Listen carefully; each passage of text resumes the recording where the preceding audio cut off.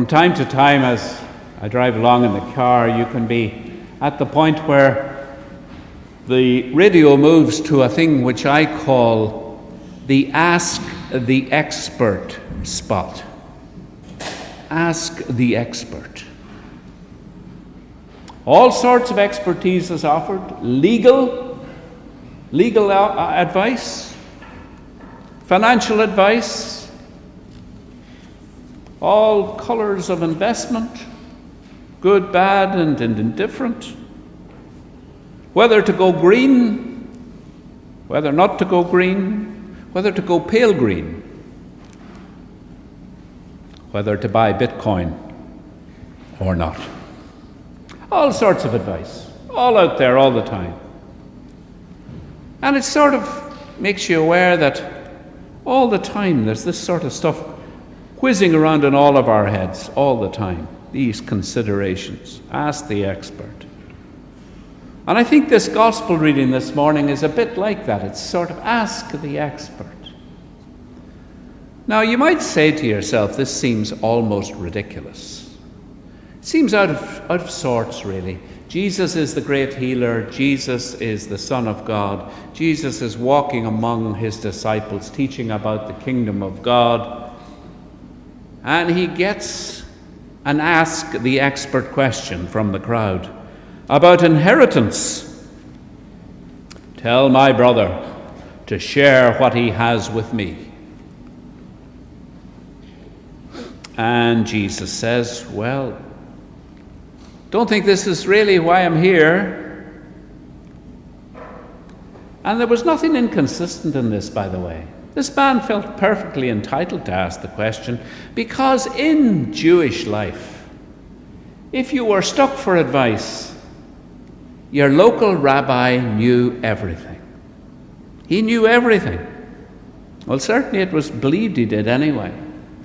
So the idea of asking Jesus this question was quite consistent, because these people regarded Jesus as a rabbi. What am I going to do? Tell my brother to share what he has with me. Jesus breaks off and he tells this story, this little parable, not a very long one. It's the story of the master farmer, a man of considerable skill and planning. A man who could do no wrong. And boy, did he cash in. Because his farm produced a crop the likes of which everybody was talking about. Did you hear about your man? He had fields groaning with wheat. So he decides, this is fantastic. How can this be? What a success I am. I know what I'm going to do. I'm going to bulldoze the old barn. Now, I know there weren't bulldozers in the first century, but give me a little bit of allowance here, right? He's going to knock down the old barn.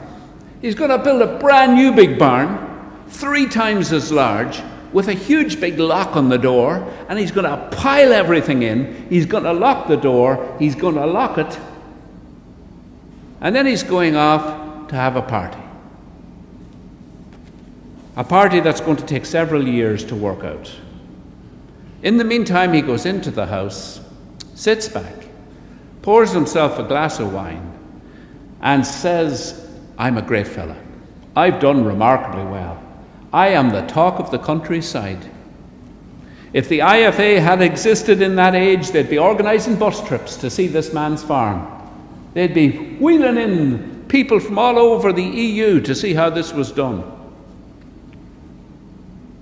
And just in the middle of all of this, self-congratulation and adulation and a wonderful sense of entitlement and achievement and everything else, he dies. He dies. And then Jesus asks the question, what's it all for now? Who's going to receive everything he's done? What is to become of this man? And Jesus has a final sting in the tail. Just in case people were wondering what the message was, he drives it home. person is a fool to store up earthly wealth, but not to be rich in their relationship with God. The most prominent personal pronoun in this story is I. I and me. Me and I. I've done well. I've built a barn. I've got a huge harvest. I'm a great fella. Listen, it's great. And of course, that's the problem in the story, isn't it? There's where the problem lies. Because never once does this man stop to say, thank God for all the great things that have happened in my life. Not once does he say it. He may not even have thought about it. Oh, it's all about me. Nobody like me. Look what I can achieve. So the wind and the rain and the growing conditions and everything else, that was all down to him. The sunny days and the wet days just falling when it was necessary, that was all down to him. He was just superhuman, unbelievable, quite a type. So that's problem number one. Never once thanks God for all that has been given to him in his life, all the wonderful experiences, all the acts of kindness he's received from other people, all that stuff. Not at all. Irrelevant. And then the second mistake. He locks the barn. He squeezes in the last amount he can get in the door. And he never once thinks about the struggling, starving human beings who are living all around him. Never once. They're not getting into my barn. I won't leave anything lying in the fields in case they take it. Oh no. Get the barn locked up. Make sure it's all safe, just in case. Wasters. Good for nothings. They deserve everything that's come their way. You can hear this, can't you? It's actually quite depressing because you can actually hear it today in political discussion, in argument, in behavior. People feeling that because they're okay, everyone else must have been indolent and not doing as much as they should. So those are the two problems of the story. No thanks to God, no consideration of anyone else. And in the end, he dies. And he goes to be with God. Please God, he gets forgiveness. But wherever, what he leaves behind is just there. Someone else will take it. Someone else will use it.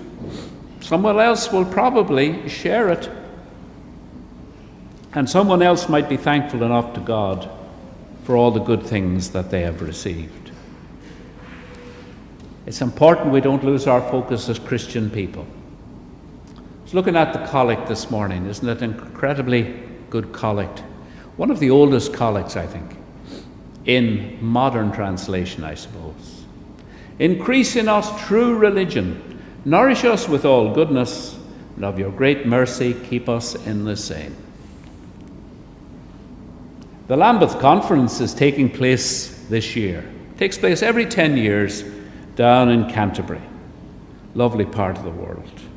All the bishops of the Anglican Communion, they all meet together to discuss the important issues of the day. Increase in us true religion must be at the very heart of all their thinking, you might imagine. But imagine the picture this week when a substantial number of bishops refused to have communion with others. Refused to share communion with others. The great shop front of the Anglican Communion, facing the world this week, and the arrogance and judgmental attitudes exposed in that could make us all shudder. Because it's not always about wealth. It can be about self-satisfaction. It can be, I know better than he does. It may be, I have the truth and he doesn't have it. It can be all of these expressions that we use each day. And without stopping to consider what God might want or what others might need, this indulgence, I won't share my friendship with them. This is a wonderful parable, albeit a short one, where Jesus exposes once again the important fact that where our treasure is, there will our heart be also. May we be challenged by this today, in our own lives, in our community lives, and in the life of our country, that as we embrace the good things that we share and enjoy in our lives, we may stop to give thanks. Thank God for all that we receive, and in a spirit of generosity and kindness, extend out to those around us all the good things that we too have experienced, so that they too may have a sense of God's love reaching them through the generosity of our spirits.